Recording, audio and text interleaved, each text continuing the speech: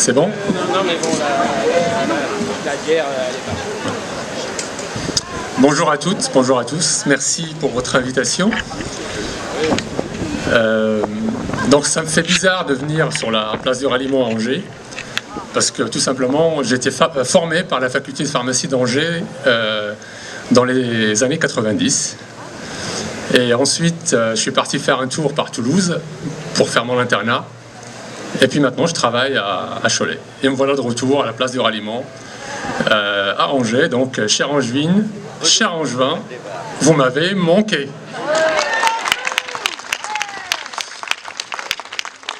Donc, je vais vous parler de ce que je considère le principal problème de cette crise qui concerne les vaccins contre la Covid-19, c'est-à-dire, en ce qui me concerne, c'est un problème de consentement, c'est-à-dire de la liberté vaccinale.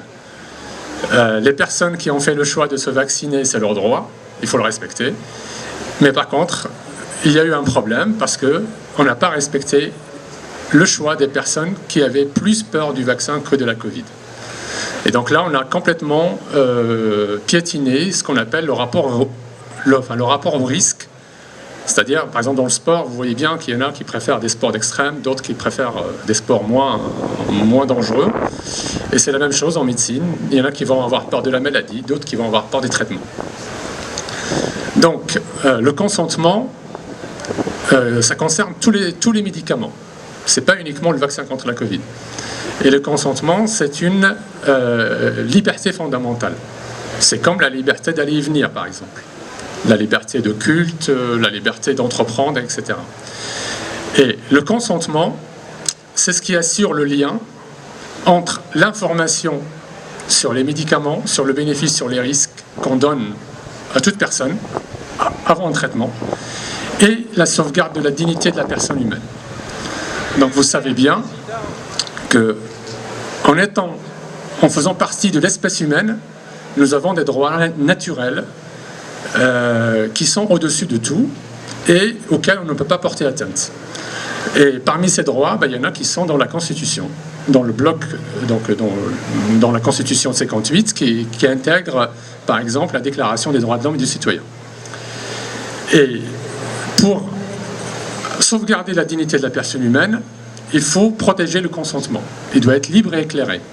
Et pour protéger le consentement, eh bien, il n'y a qu'un seul moyen, et ça c'est dans le Code de la santé publique, dans la loi, c'est-à-dire qu'il faut donner une information, ce qu'on appelle, je cite la loi, une information claire, loyale et appropriée. Et lorsqu'on s'exprime, lorsque des professionnels de santé s'expriment devant un public, eh bien, il faut déclarer ses liens et conflits d'intérêts. Donc moi, je vous rappelle que je n'ai pas de lien ni aucun conflit d'intérêts. Et puis, dans les bonnes pratiques de ce qu'on appelle les bonnes pratiques de pharmacovigilance, il y a un chapitre qui aussi définit les règles de communication sur les effets indésirables des médicaments. Et cette communication doit être claire et non trompeuse. C'est comme ça que c'est marqué. Elle doit parler du bénéfice et des risques. Et elle ne doit pas faire l'objet elle ne doit pas avoir un caractère promotionnel. Donc je vous laisse comparer avec ce qui s'est passé depuis le début. Alors, ce que je vais faire, ce que je vous propose, il n'y a rien de nouveau de ce que je vais vous dire. J'ai imprimé un article que vous trouverez sur le site, sur le blog du CETIAP de l'hôpital de Cholet, donc le Centre territorial d'information indépendante et d'avis pharmaceutique. Je vous invite après, si vous voulez plus de détails, vous allez voir l'article du 20 décembre 2021. C'est la réponse que j'avais faite à 119 médecins et pharmaciens qui m'avaient attaqué par voie de presse, donc notamment par le Courrier de l'Ouest et Ouest France. Et donc, je leur ai fait une réponse qui est publiée sur le site de CETIAP. Cette réponse, ce que je vais vous dire, c'est un extrait. Les éléments que je vais vous donner sont extraits des documents officiels. C'est-à-dire, vous les trouverez sur le site de l'Agence nationale de sécurité du médicament, de l'Agence européenne du médicament, par exemple. Et donc, je vais vous parler de ce qu'il y a dans l'autorisation de mise sur le marché. Je ne peux pas utiliser un document plus officiel que celui-là, parce que c'est l'autorisation de mise sur le marché. Donc c'est le document qui est validé par le laboratoire. Je vais me concentrer essentiellement sur le vaccin des laboratoires BioNTech Pfizer, le Comirnaty, mais le raisonnement est transposable aux autres vaccins. Donc ce que je vais vous dire, vous allez voir, les incertitudes qui auraient dû être portées à la connaissance de toute personne avant la vaccination, certaines personnes n'ont pas eu ces informations.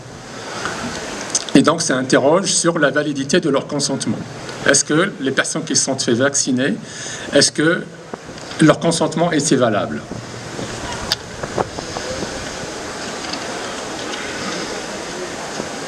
La première information qu'on n'a pas donnée aux personnes, c'est qu'il s'agit, ces vaccins bénéficient d'une AMM conditionnelle.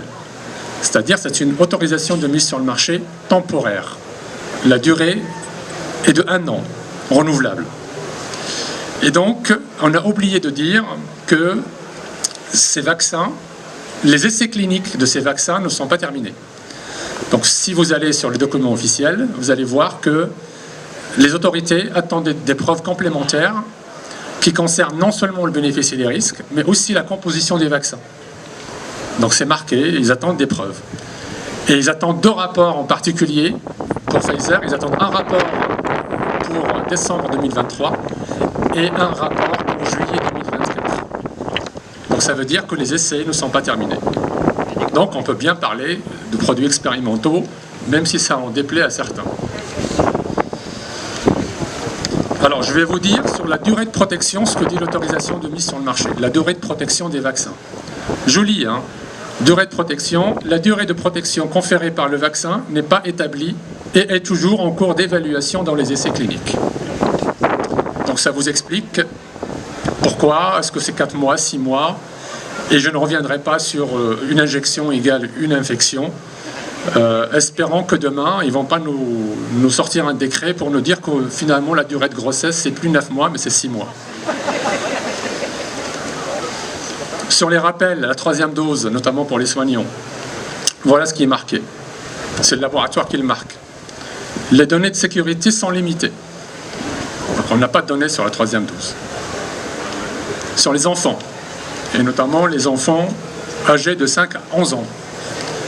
Là, c'est vraiment inédit aussi.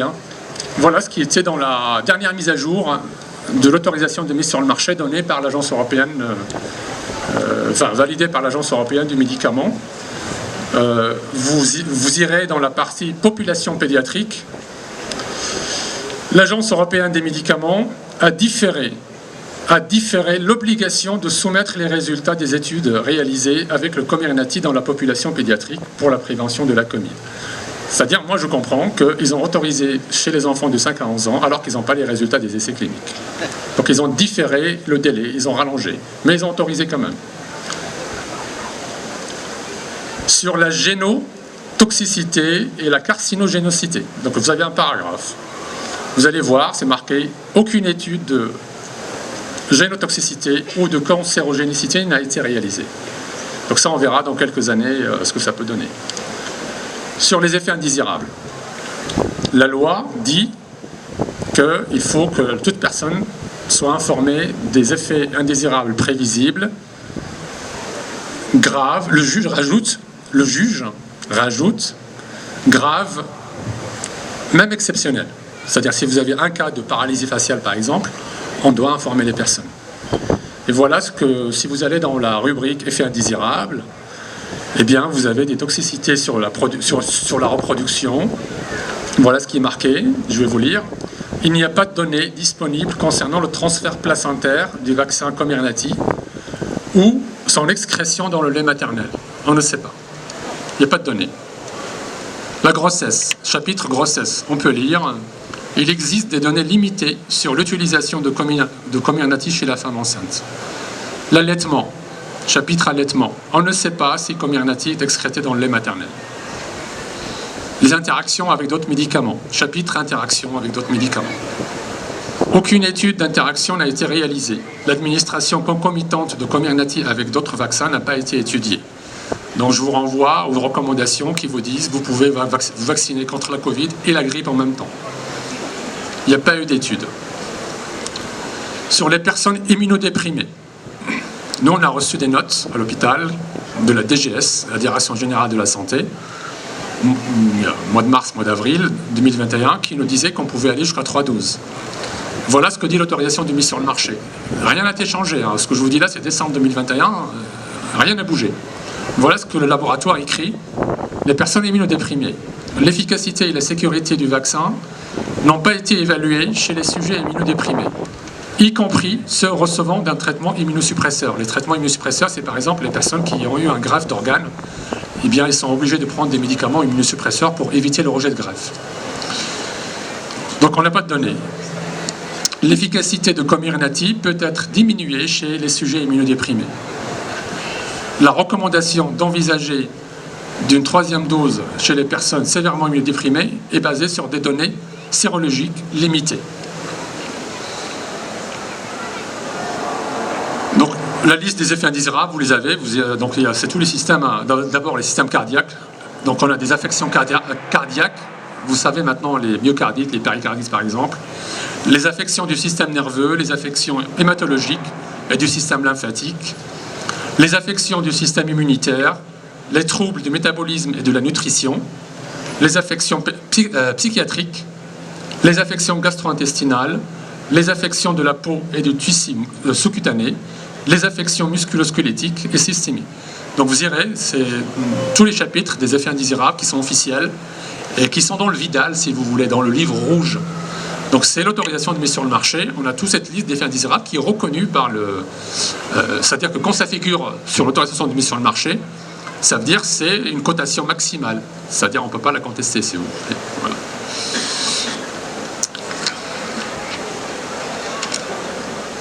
Les contre-indications. Ça aussi, c'est un point important. Les contre-indications, ça a été limité par le pouvoir exécutif, dans une liste très restreinte, malgré le faible recul qu'on a. Donc là aussi, ça interroge. Normalement, c'est le médecin qui apprécie les contre-indications pour chaque personne en fonction de ses antécédents médicaux, familiaux, personnels, de ses traitements antérieurs, etc. Là, ils ont dit c'est une liste très, très limitée, si bien que personnellement, moi j'ai plein de questions de personnes, par exemple, qui ont des problèmes d'allergie et qui ont peur de se faire vacciner. Donc je n'ai pas de réponse à leur donner, si ce n'est que c'est au médecin de prendre sa responsabilité. Donc c'est une liste administrative, on peut l'appeler comme ça, une liste administrative de contre-indications.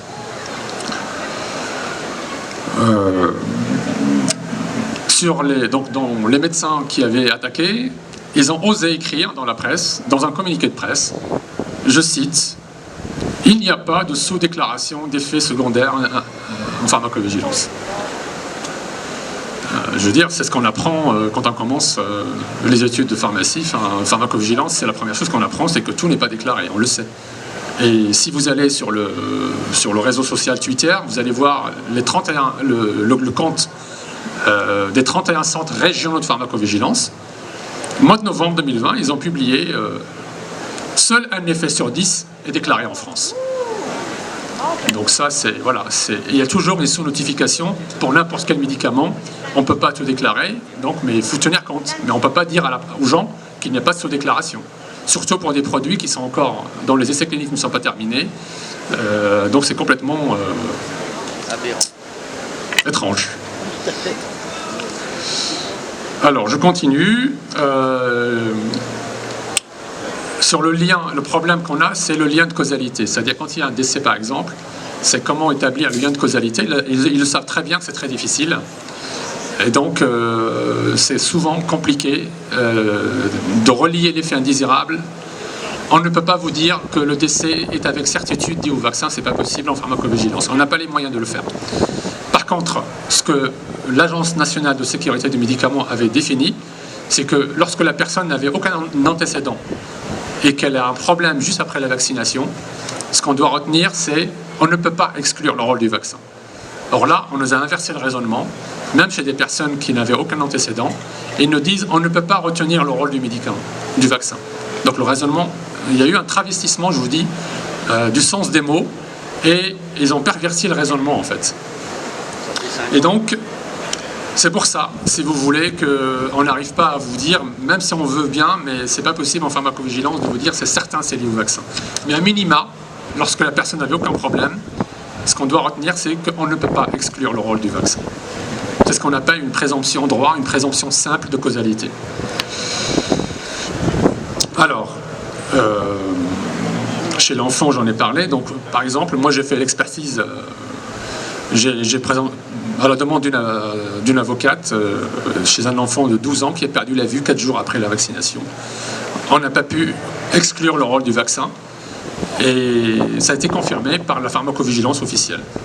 Donc voilà.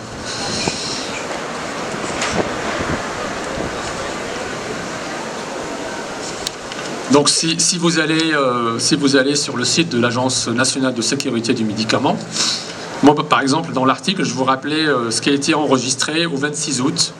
Vous avez le nombre de décès, vous avez le nombre de mises en jeu du pronostic vital. Donc il y a eu près de 1000, il y a eu 907 décès enregistrés, déclarés. Ça ne veut pas dire que c'est lié au vaccin, mais en tout cas, il y avait 907 déclarés. Il y a eu 649 mises en jeu du pronostic vital, déclarées. 9 anomalies congénitales, donc après la naissance, lorsque la femme a été vaccinée. 300 invalidités ou incapacités, 4058 hospitalisations et 7052 effets indésirables médicalement significatifs. Donc là, maintenant je vais vous emmener, là je vous ai dit, les données récentes.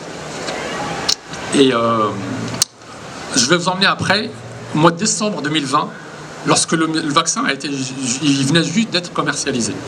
Et vous allez voir, vous allez pouvoir comparer. Mais avant de revenir en décembre 2020, je m'arrête au mois de mars, avril 2021.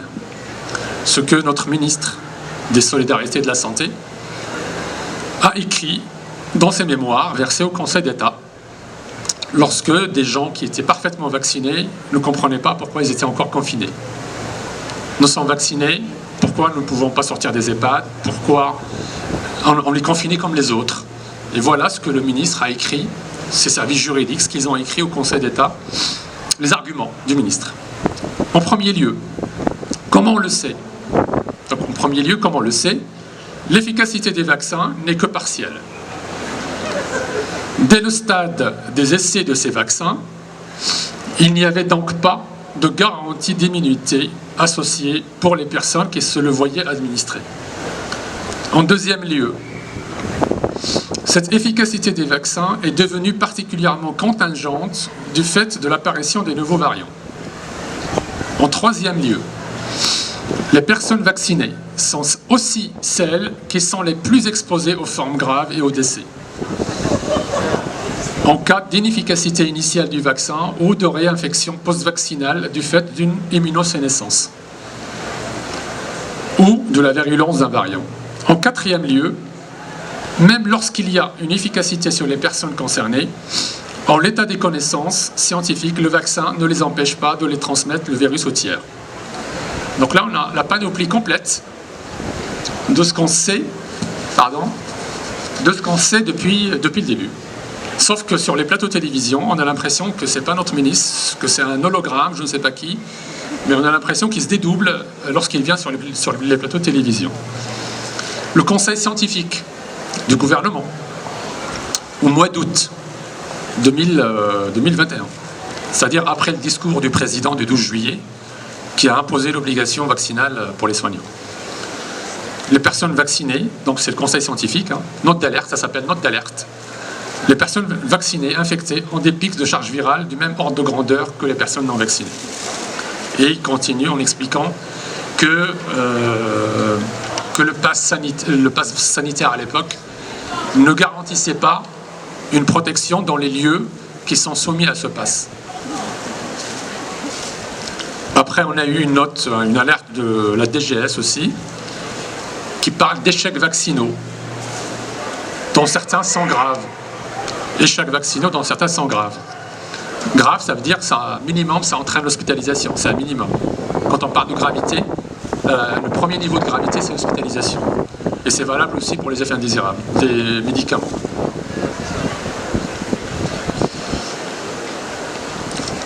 Donc je vous rappelle que l'essai clinique, par exemple, le monde entier attendait un vaccin pour qu'on soit protégé contre les formes graves et la transmission virale, pour qu'on puisse retrouver une vie normale. Or, lorsqu'on a découvert l'essai clinique qui a été mené par le laboratoire, eh bien, l'essai clinique n'a pas été construit d'une manière qui permet d'apporter la preuve de cette efficacité.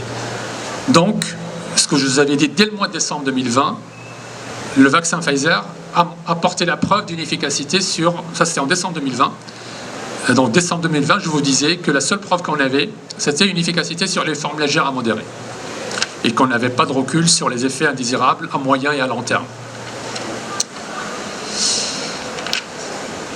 Alors maintenant on arrive à décembre 2020, et là je vais vous lire encore un document officiel. Ce sont des documents qui sont publiés par la Haute Autorité de Santé française, la HAS. Décembre 2020, c'est-à-dire 3-4 jours après. Donc les documents datent du 23 et du 24 décembre 2020. Je vous lis. Les résultats des études cliniques ont un recul de 1 mois et demi. 1 mois et demi sur le recul des essais cliniques. Alors qu'on sait qu'il y a une directive européenne, du Parlement européen et du Conseil qui date de 2001, qui écrit que pour parler d'un usage médical bien établi pour un composant d'un médicament quel qu'il soit, il faut minimum 10 ans. La Haute Autorité de Santé continue. En raison d'un manque de puissance, donc de l'essai, des tests statistiques, il n'y a pas assez de nombre de personnes recrutées pour les personnes de plus de 75 ans. Donc en raison d'un manque de puissance chez les personnes, donc il n'y avait pas assez de personnes de plus de 75 ans recrutées dans l'essai, et c'est pour ça qu'il y a un manque de puissance. Il n'est pas possible de conclure spécifiquement chez les patients de plus de 75 ans. Et donc, il recommande que des études complémentaires soient menées dans cette sous-population. Qu'est-ce qu'on a fait?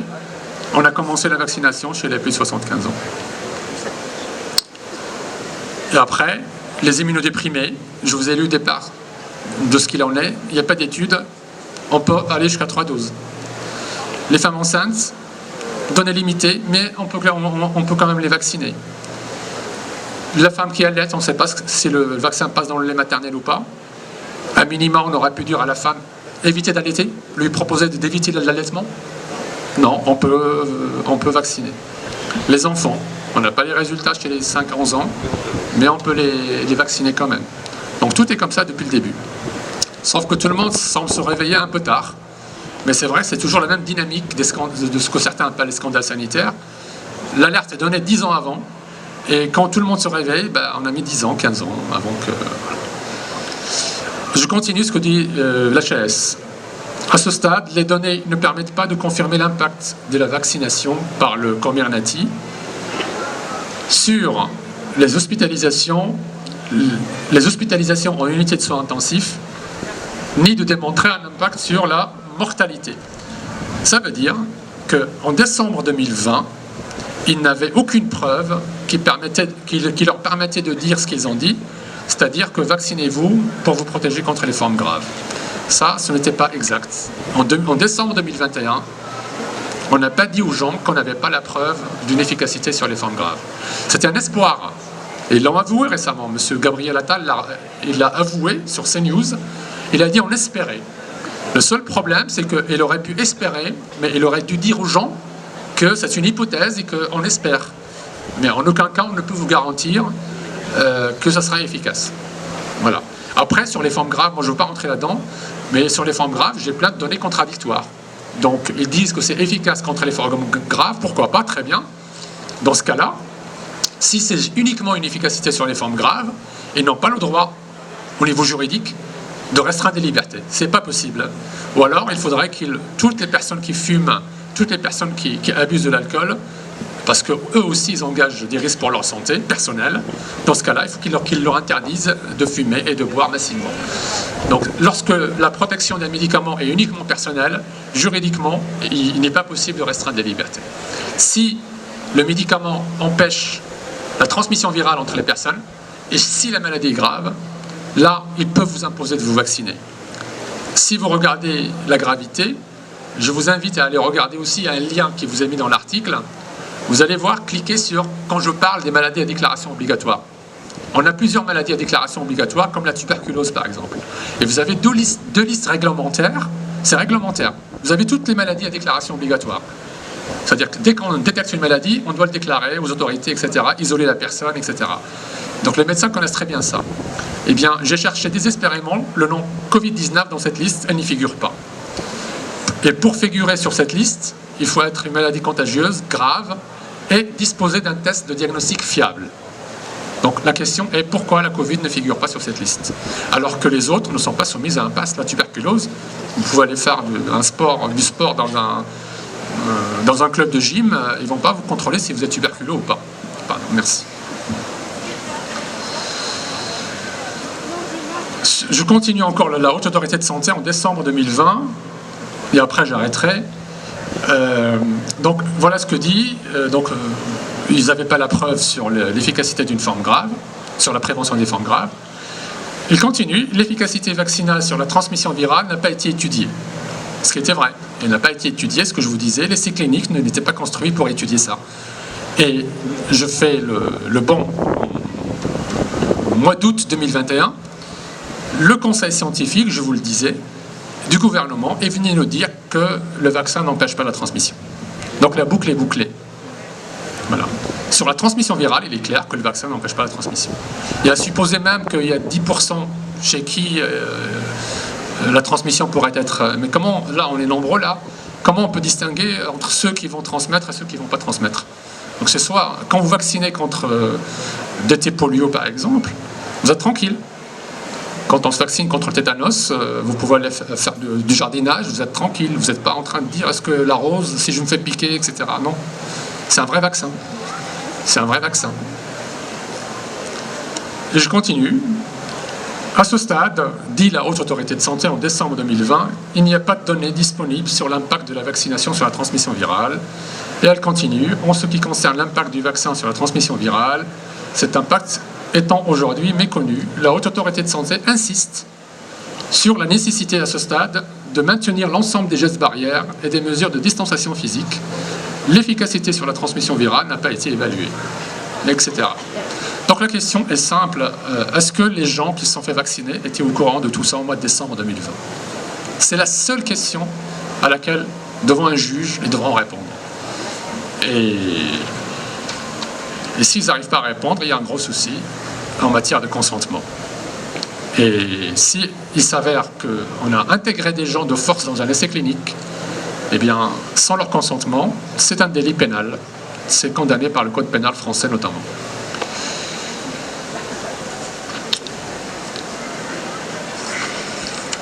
Je regarde s'il y a d'autres... Donc la question aussi qui se pose, normalement un médecin doit prescrire selon les données acquises de la science. C'est comme ça que c'est marqué dans le Code santé publique, données acquises de la science.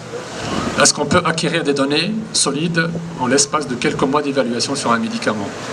Est-ce que les médecins étaient en mesure de faire leur travail? Est-ce qu'ils n'ont pas eu des pressions? Est-ce que les pharmaciens étaient en mesure d'analyser l'ordonnance? Est-ce que toutes les personnes... Le vaccin Pfizer est soumis à une ordonnance médicale, prescription médicale. Est-ce que les personnes qui sont faites vacciner, ils avaient une ordonnance avec un numéro de lot, etc. Là, lorsque le bloc de CETIAP a été supprimé pendant 25 jours, là il a été récupéré, vous trouverez un nouvel article là, récent. On vient de découvrir que la composition du vaccin Pfizer a évolué. Donc là, de décembre 2020 à aujourd'hui, on a 4 compositions différentes du vaccin, dont une pour les enfants. Donc je vous invite à aller voir l'article, c'est juste, j'ai fait du recopiage de ce qu'il y a dans l'autorisation de mise sur le marché. Je vous rappelle, tout ce que je vous dis là, c'est dans l'autorisation de mise sur le marché. Donc j'invente rien du tout.